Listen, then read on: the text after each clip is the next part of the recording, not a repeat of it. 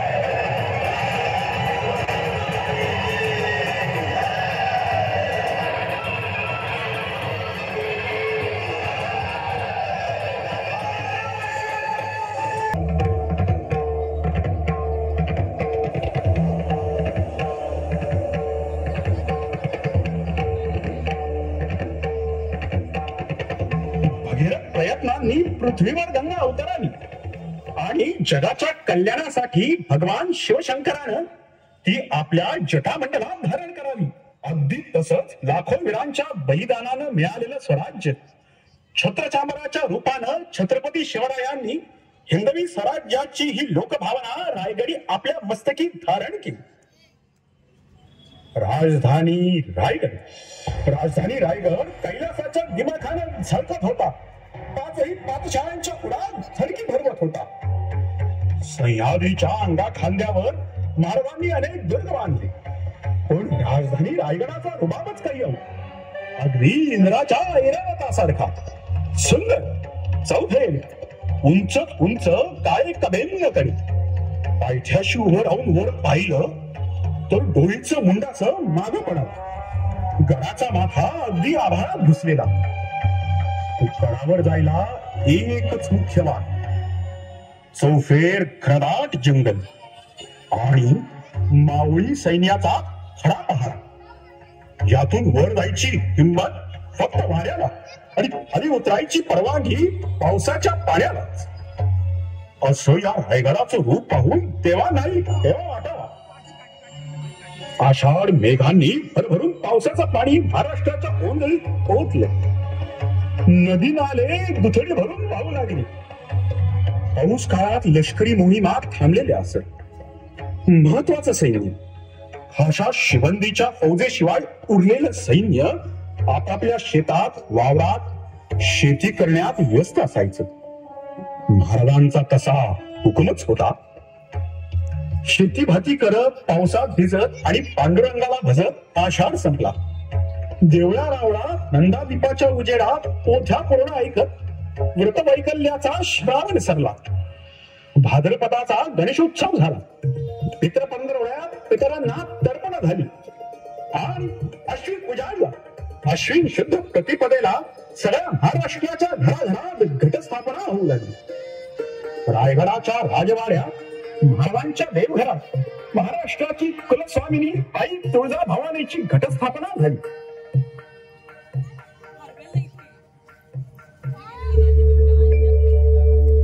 आदिशक्ती पार्वती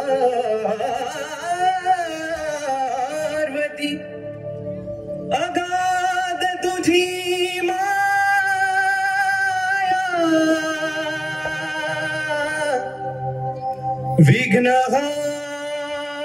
विघ्नहारिणी शक्ती स्तोत अंबे ठेव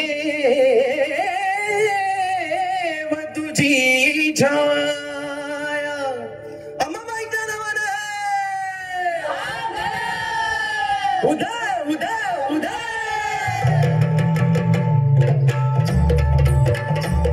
आली आली हो कोंडळाला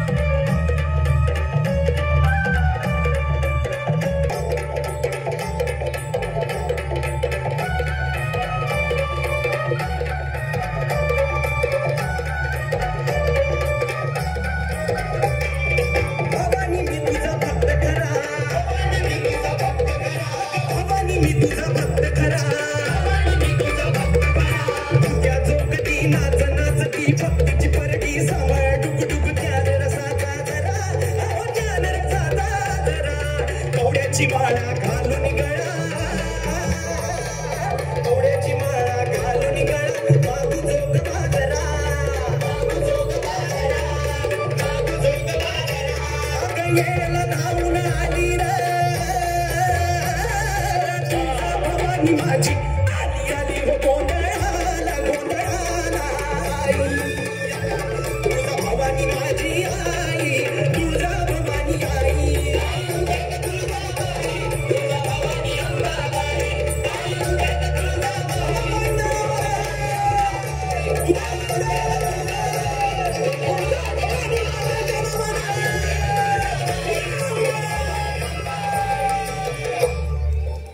शारदीय नवरात्रात 9 दिवस आणि 9 रात्री देवळा रावळात अखंड जागर चालू होता आणि दसऱ्याचा दिवस उजाडला.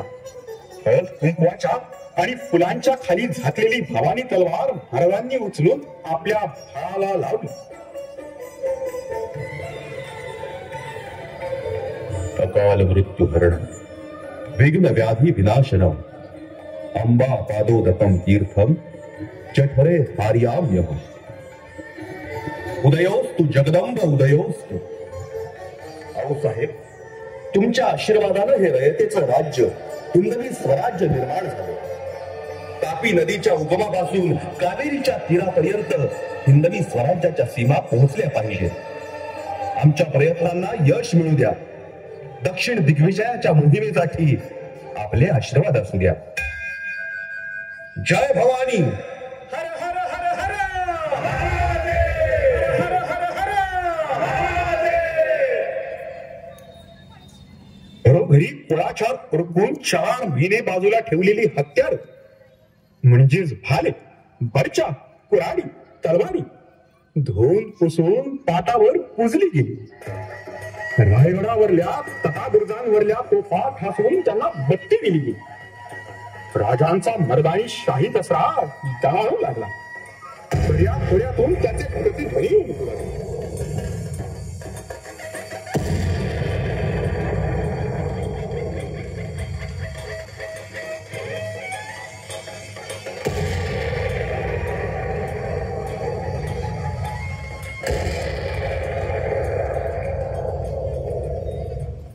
या बया, आज दसऱ्याला टोपला बत्ती दिली या.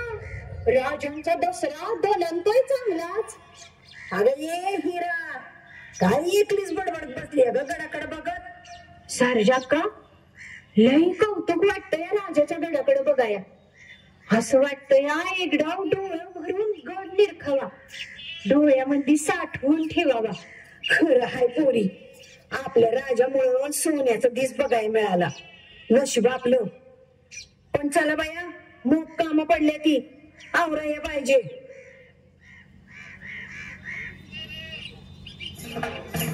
शिरंगणाचं सोनं लुटण्यासाठी महाराज आणि स्वराज्याचे सारे मानकरी दसऱ्याच्या शाही दरबारासाठी वाजत गाजत जमा होऊ लागले.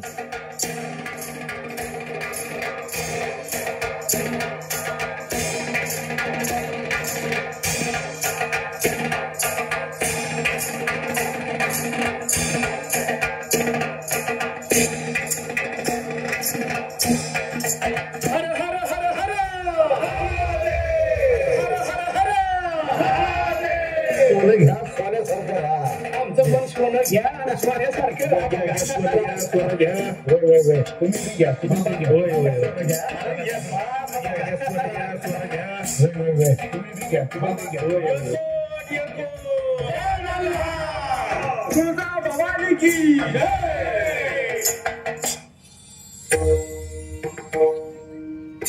आज दसऱ्याच्या मानकऱ्यांच्या दरबारात सर्व सरदार, किल्लेदार, कारभारी, शिलेदार आणि शिपाई गड्यांचं कौतुक करून गेल्या वर्षभरात वेगवेगळ्या मोहिमांवर ज्यांनी पराक्रम गाजवला त्यांना शाबासकी द्यायलाच हवी. सर्व फौज तयार आहेच. दसऱ्याच्या मुहूर्तावर सीमोल्लंघन करून दक्षिण दिग्विजयाची मोहीम यशस्वी करू. क्षमा असावी महाराज, पण एक विनंती आहे.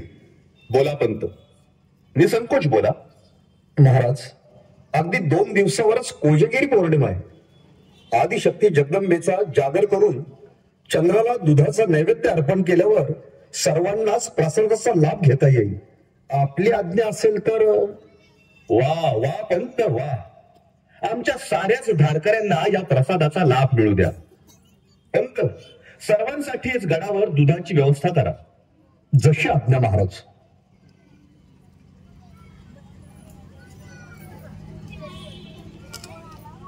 कोण आहे रे तिकडे? जी, गवळी वाड्यात निरोप द्या. कोजागिरी पौर्णिमेसाठी गडावर दुधाचा रतीब वाढवायला सांगा. 20-30 हंडे दूध गडावर लागणार आहे, पाठवायला सांगा. जी पण काका, लागलीच गड उतरतो.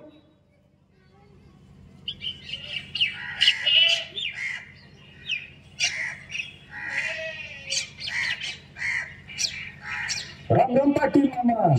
रामकृष्ण हरीशी नगर. लय घाईत गड उतरून आलायसा. काय काम काढले असा? परवाच्याला कोजागिरी पुनव हाय. तवा गडावर दुधाची जरवळ आहे. पंत काकांचा तसा निरोपच आहे. 20-30 हंडे दूध गडावर पाठवायला सांगितलं आहे. बरोबर. अगदी सकाळच्यालाच पाठवा बरं. आणि हो, सदर कारकुनाकडून लागलीच हिशोब घ्यायला सांगितलं आहे. चला निघतो म्या. लय काम आहे ती. राम राम. जी जी, समजा गवळी वाड्यात निरोप धाडतो. तुम्ही काय बी काळजी करू नका. राम राम.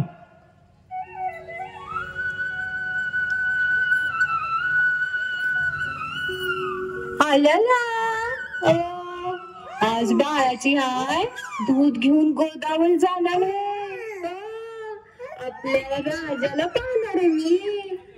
आणि तोवर माझं तांदूळ बाळ झोक्यात झोप घेणार. हो की नाही? हो ग शान बाळ माझं. अरे सखूबाई, चल की बिगी बिगी. बाकीच्या बाया दूध घेऊन गडावर पोचलेवी आणि आपण अजून येतोच. अवा अक्का, अजून हिरा पण घरातच आहे. बाळाला पासून पाण्यात झोपवतीया. तिचं बाया राजा राणीचा संसार, त्यात तिचं गणी गेलंय मोहिमेवर. लहान लेकराचा आवरे पातूर ये व्हायचाच. बर, दे तिला आवाज. अगे हिरा, आवरलं का नाही अजून? उन डोक्यावर आल्या ती. आवरलं जी? ह्यो काय, आलोच की म्या. बाळाला झोपवत होते. चला आता लवकर. गडावर दूध घालून परत लवकर यायला पाहिजे. नाही तर सासूबाई कळवायची आपल्याला. वय वय, चला बाया, ये नग लागलं आता. आता ग आम्हाला सासूरच हाय ग. पण तुझं बरं आहे बाई. घरी कोणी दुसरं नाही रागवायला ना वरडायला. कुणी रागवायला नसलं म्हणून काय झालं? अगो माझं तांदूळ लेकरू इकडंच आहे ना व घरी. मला मी लवकर यायला लागलच की. वय वय, ते बी खरंच आहे म्हणा. चला.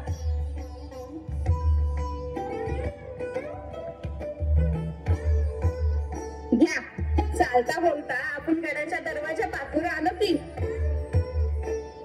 या गोया, केवढा मोठा दरवाजा हाय ना व. आणि बोर्ड बी केवढा हाय. असं वाटतं या आता बाळाला हात लागल माझा. काय ग हिरा, तू या कधी गडावर आली नव्हतीस होय? नाही बा, पहिलीच खेप हाय. अहो ताई, लय उशीर केला असा जणू. अहो बाकीच्या बाया दूध घालून परत बी फिरल्या. अहो दादा, घराला काम होती जी, ती उरकून आलं बघा. अक्का, जावा लवकर. पठारखान्यात पण काका उभा असत्यात. त्यांच्याकडे दूध सोपवा आणि तिथंच हिशोब घ्या. म्हणजे कसं लाभाला गड उतरता येईल तुम्हासनी. जावा जावा जावा. भाईजी भाईजी, लगेच जातो.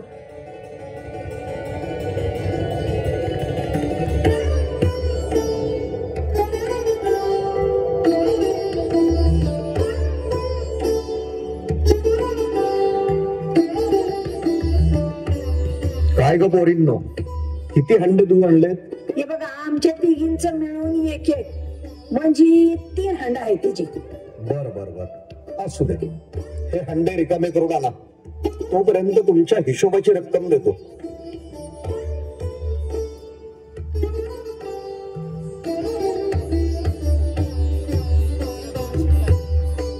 या इकडे. एका हंड्याची 5 नाणी. ही घ्या बरं, रोकड नीट मोजून घ्या. हा झालं. वैजी झालं. चला बया, झालं एकदाच काम. आता लोक गड उतरायला पाहिजे. सारजाप का लगेच निघायचं होय. वाईज गोड फिरून बघितलं असतं की. मी पहिल्यांदाच आली नव. काय थाट हाय नव गडाचा. असं म्हणतेस होय. पण हिरा असं कर, आम्ही चलतो पुढं, तू गड बघून ये मागणं. हे बघ, पण लई वेळ लावू नकोस बरं का. नाही जी, तुमच्या मागोमाग आलोच की लगे.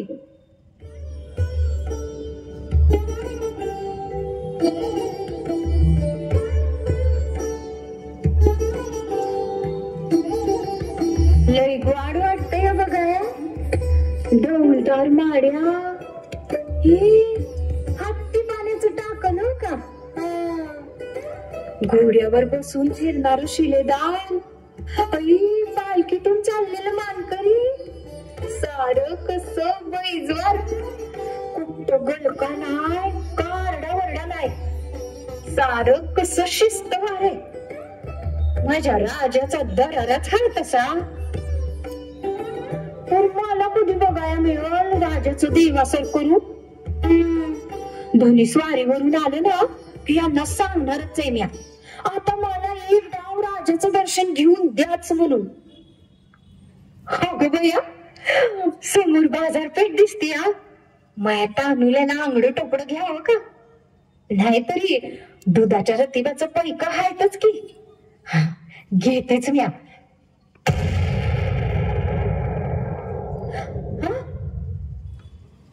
शिपाई दादा, हो तोफाचा आवाज आत्ता कशा पायी. सूर्य मावळल्यावर तोफला बत्ती देऊन गडाचा दरवाजा बंद करतात, त्याचाच येवा आवाज. हा वय, म्हणजे गडाचा दरवाजा बंद झाला की काय. वय वय तर दरवाजा बंद झाला हे समजतात हिरा भानावर आहे. तिला एकदम बाळाची आठवण झाली आणि ती आल्या मार्गाने पळत सुटली. येऊन पोहोचली ते महादरवाजापाशीच.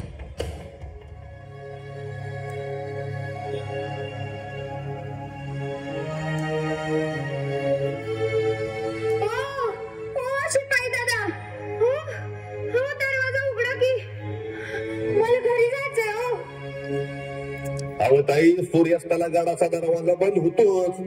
तो परत आंधी मंदी उघडणार नाही. आता उद्या सकाळच्याला उगवतीला दरवाजा उघडणार, तसा हुकूम आहे राजांचा. अहो पण माझं ताना लेकरू घरी एकलंच आहे. त्याला पाळण्यात झोपून गडावर दूध द्यायला आल तुझी. तर मग कुठं थांबली होती बाळा. अगं माझी बाय दरवाजाला कुलूप घालून किल्ल्या गेल्या बी वाड्यावर.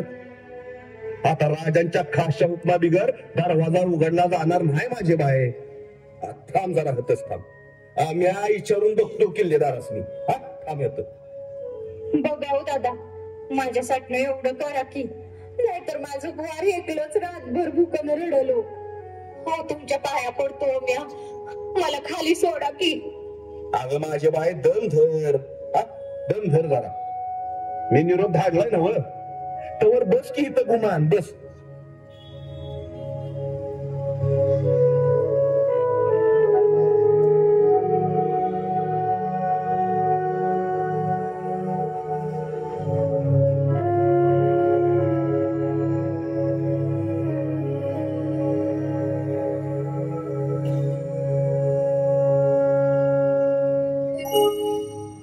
किल्लेदाराकडून हुकूम येईपर्यंत हिरा तिथं थांबलीच नाही. कारण आता तिच्या डोळ्यासमोर तिचं तानुलं भुकेनं व्याकुळ होऊन रडताना दिसू लागली. त्याच भानात हिरा गड उतरून जाण्यासाठी दुसरी वाट शोधू लागली. वाट शोधता शोधता हिरा गडाच्या पश्चिमेला येऊन पोहोचली. रायगडाचा पश्चिम कडा. त्या बाजूला खोल दर्या आणि उंच उंच कड्यांचे सुळके. त्या बाजूला पहारेकरी अगदीच कमी असत. हिरा कुठेच वाट न सापडल्यानं अगदी कड्याच्या टोकावर येऊन पोहोचली. तिच्या समोर होती प्रचंड खोल दरी आणि आकाशात कोजागिरीचा पूर्ण चंद्र.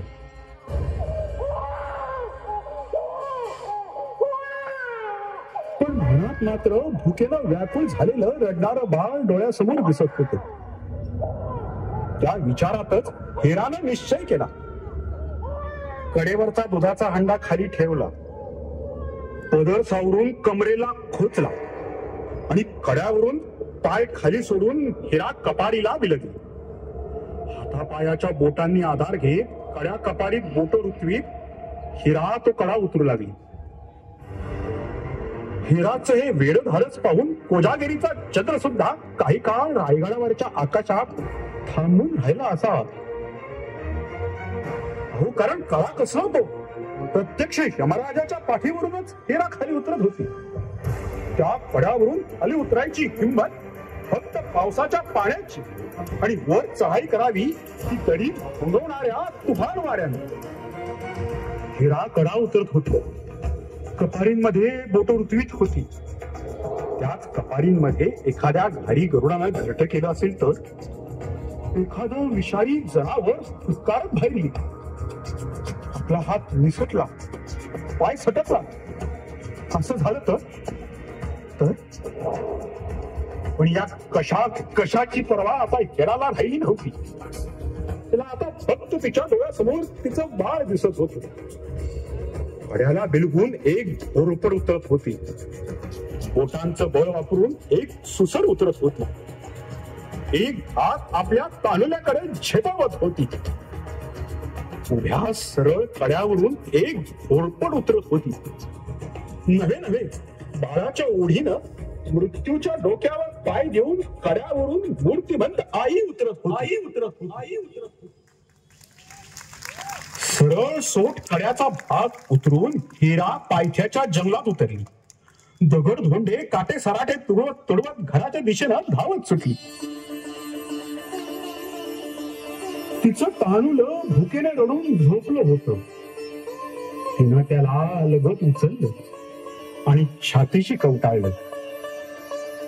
आईच्या उदार मायेचा स्पर्श होताच बाळानं डोळे उघडले. ते खुदकन हसलं. बाळाच्या त्या हसण्यासरशी हिरा भयंकर कडा उतरून आली. ते सर्व कष्ट क्षणात विसरून गेले आणि तिनं तानुल्याला पदराखाली घेतली.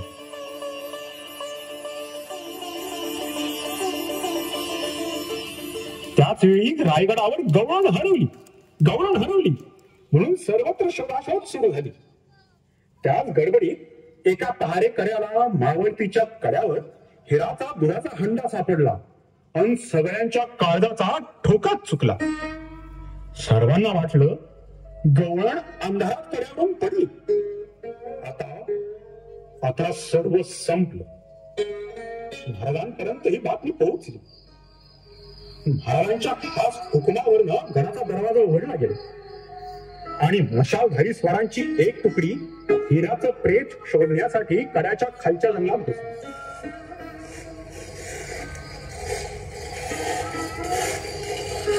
पण काहीच न सापडल्यामुळं पुन्हा गडावर निघून गेली.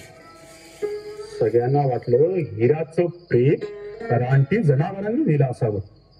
दुसऱ्या दिवशी हिराचा हंडा घेऊन 2 स्वार घर शोधत गवळी वाड्यात आले.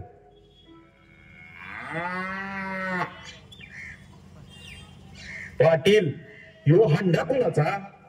ह्यो हंडा तर हिराचा दिसतो या. हे काय समोरच घर आहे तिचं. कुणी हाय का घरात? आलो जी. ह्यो दुधाचा हंडा कोणाचा? या बया, यो हंडा माझाच आहे की. हा, रातच्याला कडा उतरून येताना म्याच वर ठेवला होता. काय? ह्यो कडा उतरून आलीस तू? अरे माझ्या देवा. बाबा तर मी म्हणतो कशा पायी एवढा जीव हिरेला टाकला पोरी? अवे माझं तानक वाणी ऐकलंच होतं ना व घरी. त्याच्यासाठीच रातच्याला कडा उतरलो मी. अगं माझी बाय, गडावर समद्यांना वाटलं की बाई कड्यावरून पडली असेल आणि रातच्याला जंगलातल्या जनावरांनी पार नका नका नका देवा, असं वाईट वांगाळ घडलं नाही, देवाची कृपा. लगोलग महाराजांच्या कानावर खबर घालतो. चल रे.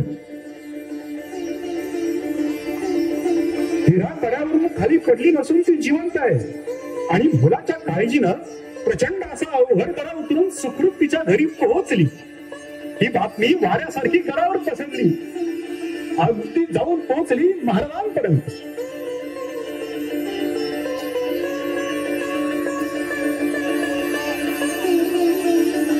काय काय सांगताय नाही? वय महाराज, गड पायच्या नादात गवळण दरवाजा बंद होईतोवर गडावर फिरत राहिली. पाण्या बाळाच्या उडीनं दरवाजा उघडायची वाट न बघता मावळ तिच्या कड्यावरून खाली उतरली. जगदंब जगदंब. नाईक, भलतच धाडस केलं पोरीनं. पंत, त्या मुलीला आमच्या समोर हजीर करा. 2 स्वार पुन्हा गडावरून गवईवाड्यात आले.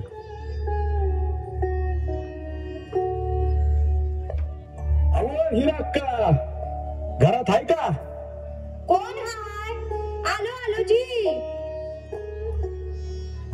ते मला थोरल्या महाराजांनी गडावर हजर व्हायचा हुकूम दिलाय. अहो, तर कशा बाई? ते काय ठाव नाही, तर तुम्ही काल रातच्याला कडा उतरून खाली आला असं नव, त्याबद्दलच असणार बघा. चला बेगी बेगी. थांबा थांबा जी, बाळाला मी बरोबर घेतो. आपल्या बाळाला घेऊन हिरा शिपायांच्या मागोमाग निघाली. तिच्या मनात नाना तऱ्हेचे प्रश्न येत होते. कडा उतरून आलो म्हणून महाराज रागवणार तर नाहीत ना, शिक्षा तर नाही करणार ना, हा विचार करतच हिरा दरबारात पोहोचली.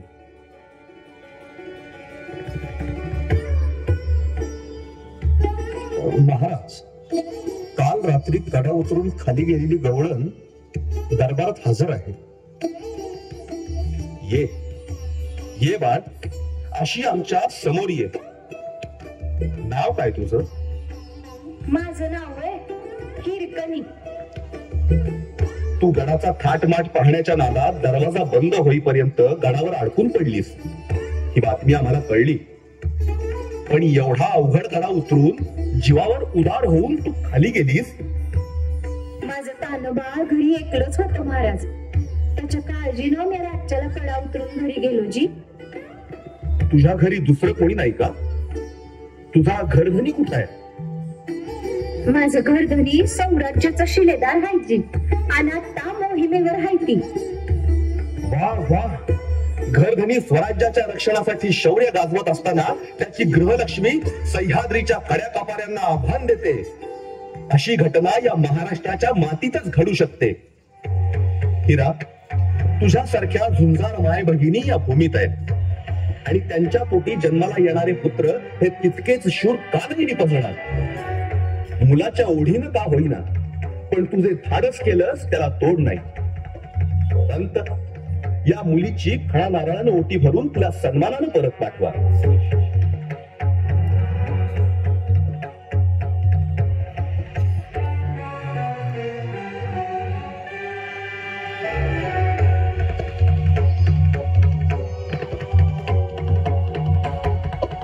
हिरोजी.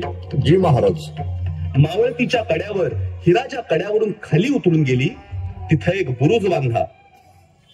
जगाच्या पाठीवर जोपर्यंत रायगड उभा आहे तोपर्यंत सारं जग त्याला हिरकणी बुरुज म्हणूनच ओळखेल. हिरकणी बुरुज म्हणूनच ओळखेल. हिरकणी बुरुज म्हणूनच ओळखेल.